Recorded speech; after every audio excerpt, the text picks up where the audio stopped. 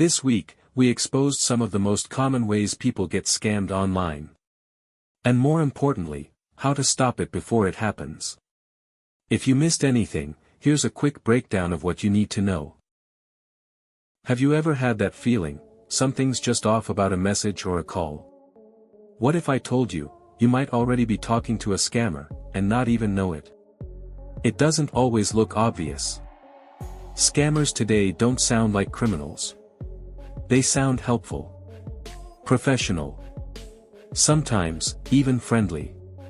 It could be someone offering you a job, a message from customer support, or even someone pretending to know you. And the scary part? A lot of people only realize it after they've lost money, or shared personal information.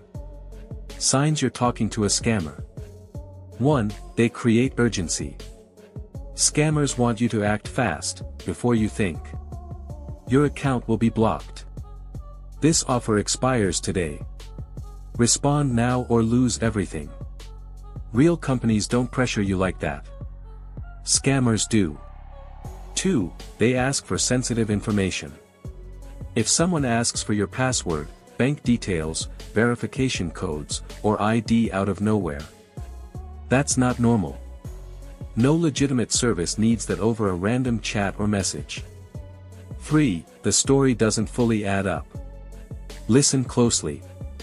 Sometimes the details are slightly off.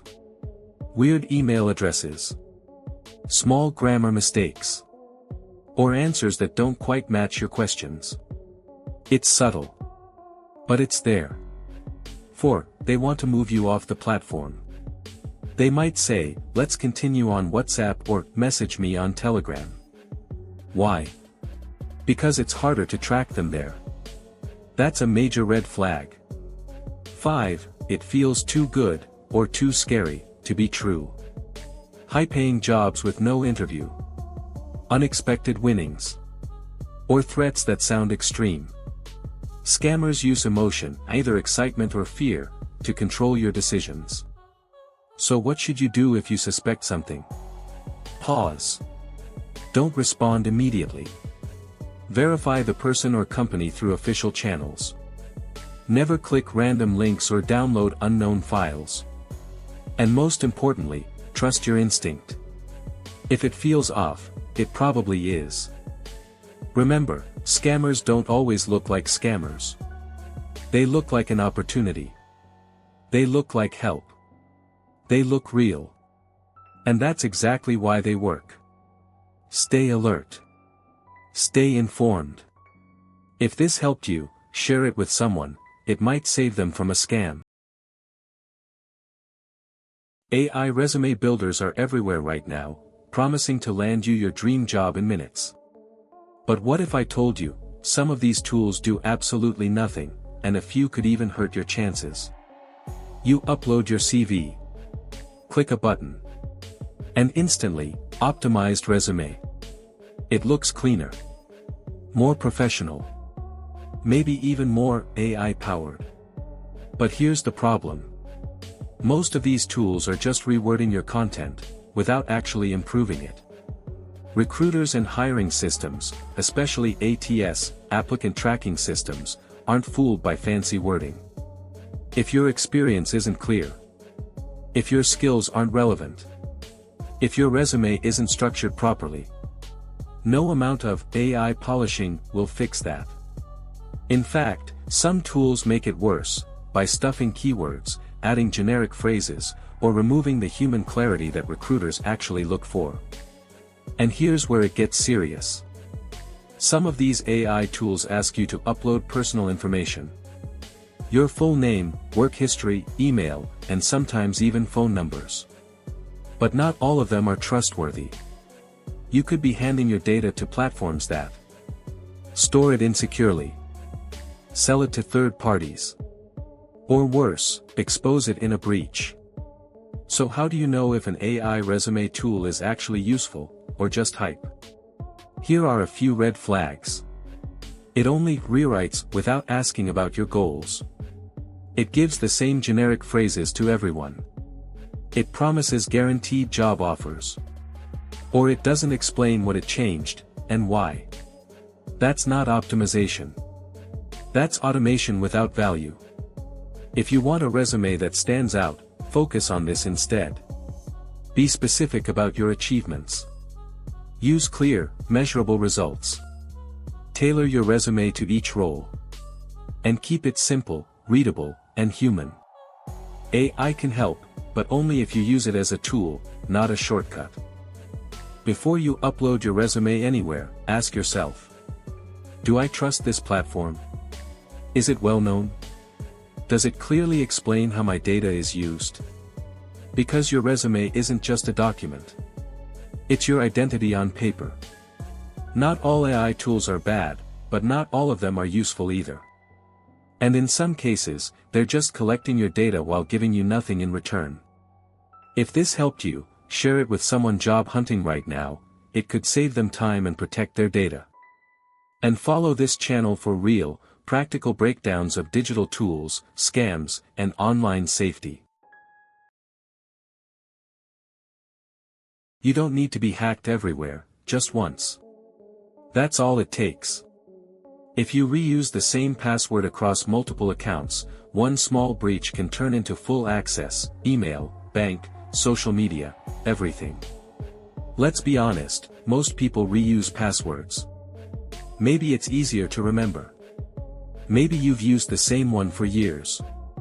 Maybe you think, it's not that important. But here's what most people don't realize. Hackers don't guess passwords randomly anymore, they reuse them too. Here's how it works, step by step. A small website gets breached. Not your bank. Not your email. Something random. An old app, a forum, a shopping site you forgot about. Your email and password get leaked. Now that information gets sold or shared online. And here's where it gets dangerous. Attackers take that same email and password, and try it everywhere else. This is called credential stuffing. They test your login on email accounts, banking apps, social media, cloud storage, automatically. And if you've reused that password, they're in. No hacking required. No guessing. Just logging in, like you. Once they get access, it escalates fast. They reset passwords. Lock you out. Access your contacts. Send scams from your account. Or even drain money if financial apps are connected. And most people don't realize what happened until it's already serious. Why people fall for this? The biggest mistake? Thinking, it won't happen to me, or assuming only important accounts matter. But attackers don't start with important accounts. They start with the weakest one, and move up. How to protect yourself. So here's what you should do, starting today. First, stop reusing passwords. Every account should have its own. Second, use a password manager. It creates and stores strong, unique passwords so you don't have to remember them. Third, enable two-factor authentication wherever possible. That way, even if your password is exposed, there's another layer of protection. And finally, check if your email has been in a breach and update any reused passwords immediately. Cybersecurity isn't about being perfect. It's about removing easy opportunities. Password reuse is one of the easiest ways attackers get in, and one of the easiest things to fix. You don't need to be everywhere online to be at risk. Just one weak point can open everything. If this made you rethink your passwords, share it with someone, it might protect their accounts too. And follow this channel for simple, real-world breakdowns of how scams actually work, and how to stay ahead of them.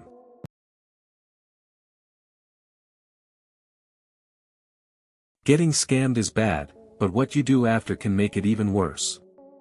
Most people panic, guess, or ignore it, and that's exactly what scammers count on.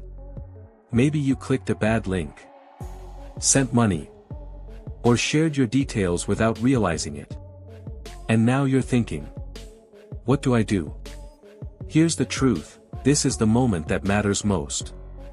First mistake, doing nothing. A lot of people freeze. They hope nothing happens. They wait. But scams don't just stop. If your data is exposed, it can be used hours, days, even weeks later. Doing nothing gives scammers more time. Second mistake, panic. People start clicking more links. Replying to the scammer. Trying to fix it quickly without thinking. That often leads to giving away even more information. Third mistake, not changing passwords immediately. If you've entered your login details anywhere suspicious, assume it's compromised.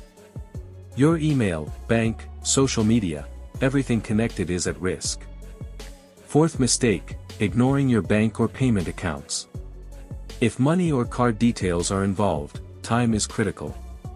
The faster you act, the better your chances of stopping or reversing damage. Fifth mistake, staying silent. A lot of people feel embarrassed. So they don't report it. But reporting helps protect you, and others, from the same scam. What to do instead? So here's what you should do immediately. First, disconnect your device from the internet if needed. Second, change your passwords, starting with your email and banking apps. Third, enable two-factor authentication on your accounts. Fourth, contact your bank or service provider if money or sensitive info is involved. And finally, run a security scan on your device. Being scammed doesn't mean you're careless. These attacks are designed to look real, feel urgent, and catch you off guard. What matters is how fast, and how smart, you respond. One mistake doesn't have to turn into a bigger loss. The moment you act, you take back control. If this helped you, share it with someone, it could save them from making the same mistake. Give me just 10 seconds, and I'll show you how to spot most online scams, before they steal your money or your data. Because the truth is, scammers don't rely on being invisible.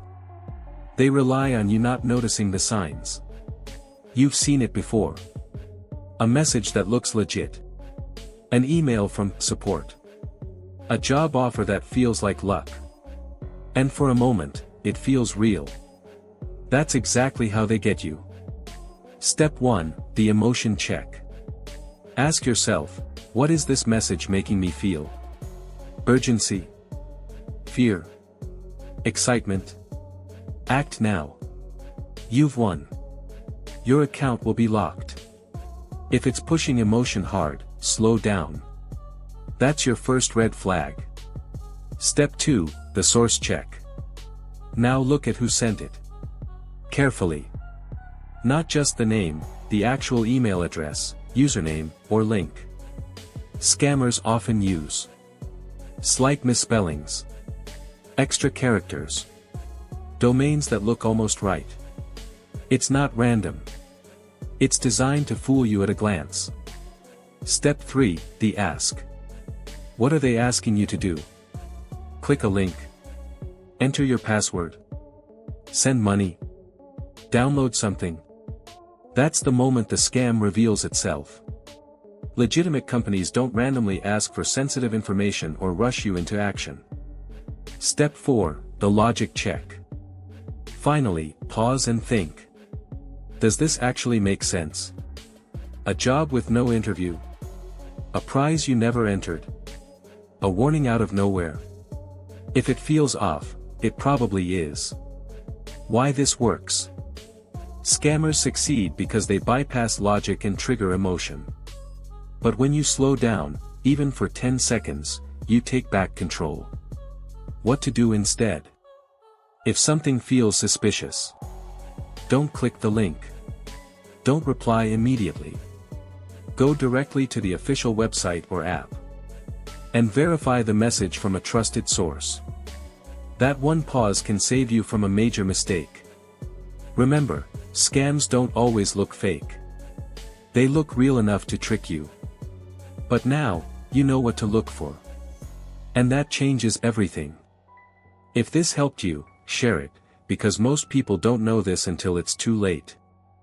And follow this channel for simple, real-world breakdowns of scams and online threats.